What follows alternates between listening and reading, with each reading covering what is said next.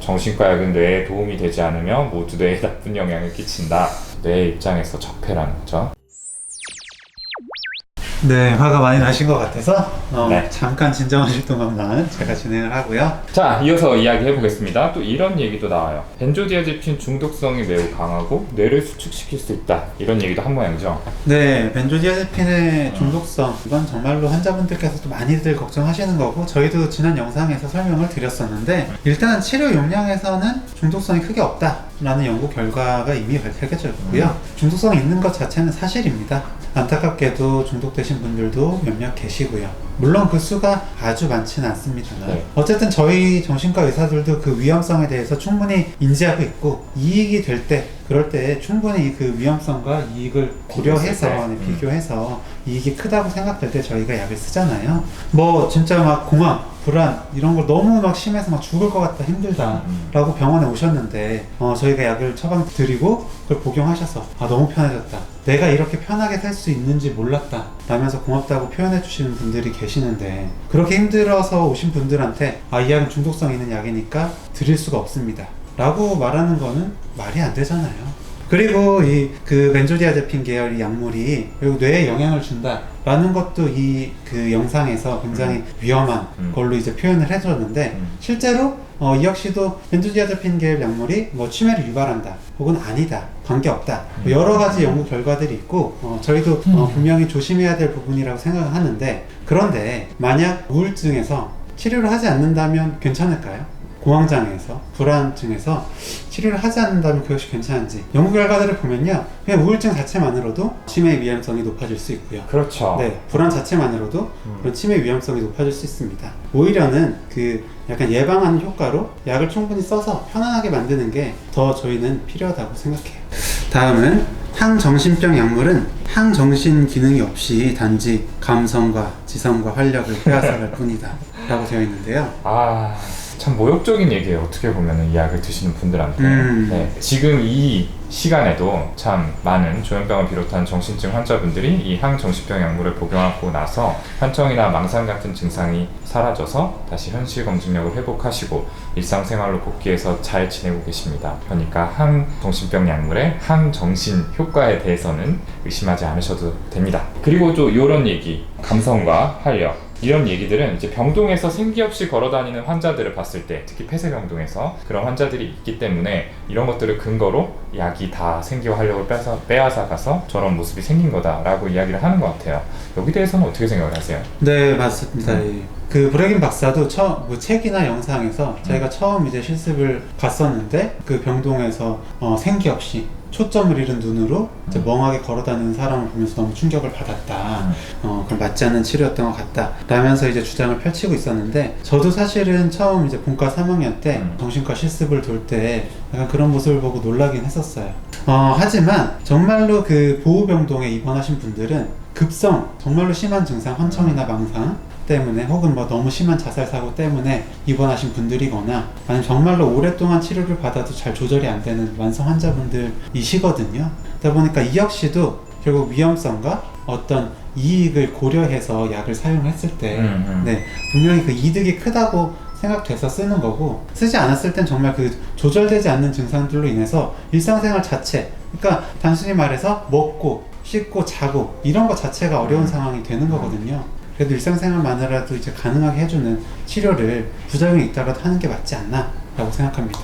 그리고 이런 얘기도 나옵니다. 항정신병 약물은 이 베이절 갱글리아를 파괴한다. 기저핵이라고 부르는 부위죠. 이런 내용도 나오는데요. 여기 대해서도 좀 얘기해보죠. 항정신병 약물은 그 도파민 수용체에 작용을 해서 그 도파민을 뭐 낮추거나 높이거나 하는 역할을 하는 게 일단 일반적인데요. 이 기저핵에도 그렇게 작용을 합니다. 이 기저핵이 좀 운동과 관련된 부위예요. 그러다 보니까 이 영상에서는 타다이브 디스카이네시아 라고 하는 지연성 운동장, 운동장애를 유발하고 이게 정말 무서운 거다, 조심해야 된다 라고 하는데 실제로 좀 난치성이고 저희도 좀 걱정하는 정신과 의사들도 이게 생기면 어떡하지? 라고 그런 우려하는 부작용 중에 하나예요. 그 눈을 깜빡거린다든지 입맛을 다진다든지 입을 이렇게 반복적으로 움직인다든지 혀를 이렇게 혀를 날름거린다든지 주로는 이제 목 위, 얼굴 안면 부위에 이제 운동 이상으로 나타나고 뭐 손이나 발 이런 데도 나타날 수 있는데요. 이런 부작용은 사실은 아주 오래 몇십 년 동안 드신 분들한테 주로 나타나는 부작용들이고요. 그렇죠. 아주 만성 조현병 환자분들이라든지 부득이하게 약을 사용할 수밖에 없는 그런 케이스들에게서. 그리고 이제 그 1세대 항정신병 약물 그리고 2세대 뭐 새로운 항정신병 약물들이 있는데 이전에 쓰던 거에 비해서 최근에 이제 개발된 약들은 이런 지연성 운동 이상을 비롯한 여러 운동 관련 부작용들이 현저히 좀 낮다고 밝혀져 그렇습니다. 있고요. 네. 실제로 저희가 봬도 이런 게 나타나는 경우는 적습니다. 어쨌든 현대의학은 이런 약점을 인정하고 있고요. 이를 해결하기 위해서 계속 노력을 하고 있습니다. 네, 반치성이긴 하지만 최근에 개발된 약도 있고요. 다음은 항정신병 약물은 수명을 단축시킨다. 그리고 2세대 항정신병 약물은 1세대보다 대사증후군의 어떤 위험성이 더 높다라는 주장입니다.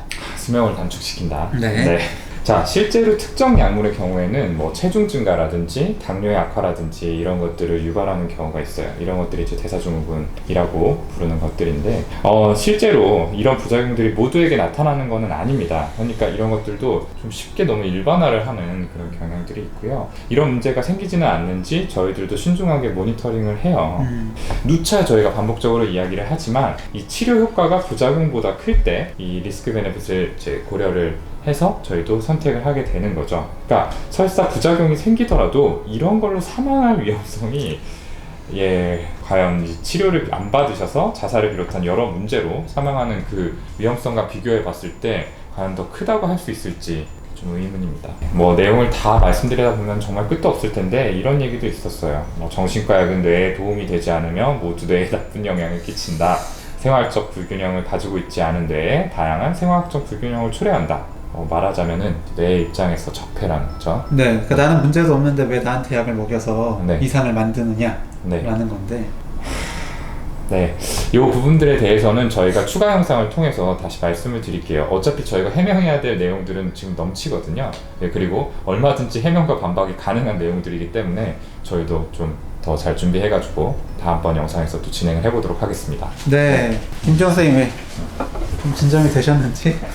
계속 듣고 있으니까 더 화가 나는데 전 너무 화가 나서 힘들었는데 이렇게 화가 난 이유는 정말 그냥 뭐 정신과 의사로서 공격받아서가 아니라 가끔씩 만나 뵙게 되거든요. 이런 것 때문에 치료를 받으실 시기를 놓쳤거나 혹은 치료받아서 좋아지다가 치료를 포기하고 나서 다시 악화되고 재발돼가지고 오는 경우를 종종 보기 때문에 그분들을 생각하면 이렇게 근거 없이 소문들을 퍼뜨리는 분들이 너무 화가 나요. 그렇죠. 네, 좀 어떠셨어요 오늘? 오늘 그래도 방송하면서 좀 나왔는데 영상 찾아보면서는 정말 화가 많이 나더라고요. 네, 진짜 거기서 나온 내용이 언급한 부작용들을 정신과 의사들은 모른다. 혹은 알아도 무시한다. 알려주지 않고 그냥 처방한다. 이런 부분들인데 정신과 의사들은 이런 약물 부작용에 대해서 충분히 알고 있고요. 저희가 전공의 때 이런 거는 계속해서 민약 선생님 교수님들한테 질문을 받고 모르면 혼나요. 네. 그리고 저희는 정말 걱정하고 있고 이런 부분에 대해서 충분히 조절하려고 항상 신경을 쓰고 있거든요. 당연히 환자분들에게 그런 부작용이 나타나지 않았으면 좋겠지만 혹시나 있더라도 저희는 충분히 증상을 조절하기 위해서 약을 쓰는 게 저희가 할 일이라고 생각합니다. 네, 저는 뭐든지 너무 단정적인 논조로 이야기를 하는 거는 경계하고 봐야 된다라고 생각을 해요. 정신과 약에 대해서 참 염려하는 분들이 많이 계시고 뭐 또 약을 복용하는 입장에서 어떤 부작용이 있는지 알아보는 거는 당연한 일이지만 참 글쎄요. 결론을 내리기 위해서는 한쪽 얘기만 듣는 게 아니라 충분히 정보를 얻으셔야 된다는 거죠. 그러니까 부정확한 정보만으로 휘둘리지 않으셨으면 하는 마음이 있고요. 이런 정보들 또 이런 영상들 때문에 치료가 필요하신 분들이 오늘도 병원을 찾는 거를 망설이고 계실 거 생각하니까 굉장히 안타깝고 좀 화가 많이 납니다. 네, 앞으로도 더 정확하고 과학적인 정보만을 전달해드림으로써 구독자 여러분들의 궁금증과 불안을 해소하는 뇌부자들이 되도록 하겠고요. 이 브레이긴의 영상에 반박하는 다음 한 개만 더 동영상을 들고 저희가 찾아뵙도록 하겠습니다. 감사합니다. 감사합니다. 감사합니다. 오늘 영상 조금이라도 재밌고 유익하셨다면 구독, 좋아요, 댓글 쓰기, 알림 설정까지 꼭 부탁드립니다. 감사합니다. 감사합니다.